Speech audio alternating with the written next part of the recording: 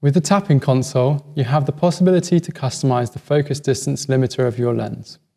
In addition to the regular focus distance range, you can also vary Tamron's original range limit. This is a mode, depending on the lens used, where you can set the focus range divided into 2 or 3 areas and limit the focus range according to the distance to the subject. We recommend the focus distance range mode when you have a subject in mind and want your camera to focus on that single subject, avoiding any potential distractions in the foreground or background, as this limits the distances the camera will focus between.